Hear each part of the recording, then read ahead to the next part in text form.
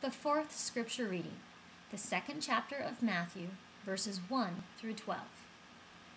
In the time of King Herod, after Jesus was born in Bethlehem of Judea, wise men from the east came to Jerusalem asking, "Where is the child who has been born King of the Jews? For we observed his star at its rising and have come to pay him homage." When King Herod heard this, he was frightened, and all Jerusalem with him. And calling together all the chief priests and scribes of the people, he inquired of them where the Messiah was to be born. They told him, "In Bethlehem of Judea, for so it has been written by the prophet. And you, Bethlehem, in the land of Judah, are by no means least among the rulers of Judah, for from you shall come a ruler who is to shepherd my people Israel." Then Herod secretly called for the wise men, and learned from them the exact time when the star had appeared. Then he sent them to Bethlehem, saying, "Go and search diligently for the child, and when you have found him, bring me word, so that I may also go and pay him homage." When they had heard the king, they set out, and there ahead of them went the star that they had seen at its rising, until it stopped over the place where the child was. When they saw that the star had stopped, they were overwhelmed with joy. On entering the house, they saw the child with Mary his mother, and they knelt down and paid him homage.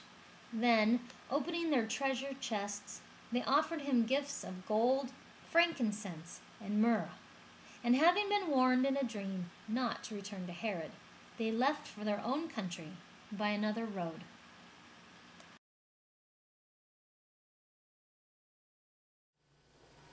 The fourth element, wonder. The famous preacher William Sloane Coffin once heard the following story. A man arrived at the Canadian border north of Detroit on his bicycle. Behind his seat on the bicycle rack, he had a box of sand.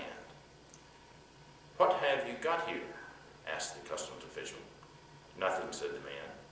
"Well, let's just check it out," said the official. The customs official raked his fingers through the box of sand, finding nothing. He waved him on. A few days later, the man was back again with the same box of sand behind his seat on the bicycle.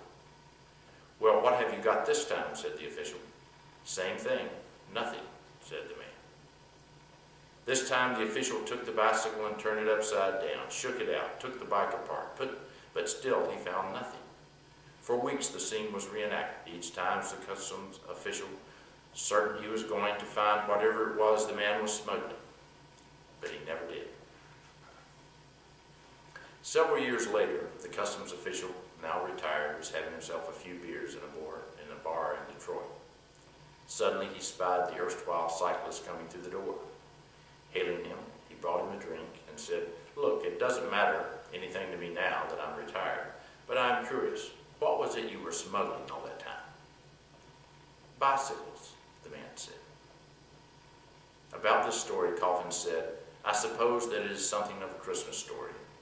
Certainly it never occurred to Herod to search a stable for the threat to his world that God was smuggling into it on that first Christmas. And ever since, the Herods and wise men, the foes and friends alike of Christ, have never ceased marveling at the form God's revelation takes at Christmas."